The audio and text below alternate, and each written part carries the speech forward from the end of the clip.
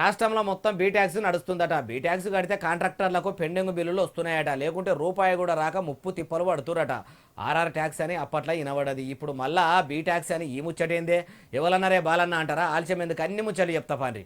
మాజీ సర్పంచులు, చిన్న కాంట్రాక్టులు ఏడాది దాటిన పెండింగ్ లో ఉన్నటువంటి బిల్లుల కోసం 20% కమిషన్ అడుగుతున్నట్టుగా మరి వార్తలు బయటకు వస్తా ఉన్నాయి. ఇన్నరా, దేశం కోసం ధర్మం కోసం దేవులాడే కమలం పువ్వు party MLA Alleti Maheshwar Reddy sir ఏమంటుండో ఇంకా మస్తుగానే అన్నాడు. మొత్తం ముచ్చటి నుండ్రి. బీటాక్స్ గతంలో 7% ఉండే, అది 10% అయింది. ఈరోజు బీటాక్స్ 20% వరకు పెరిగింది. ఇప్పుడు 20% బీటాక్స్ కడితేనే మాజీ సర్పంచుల కాడికి వెళ్ళి బుడ్డ కాంట్రాక్టర్లు, పెద్ద కాంట్రాక్టర్లకు పెండింగ్లో ఉన్న బిల్లులు మొత్తం విడుదల అవుతున్నాయట.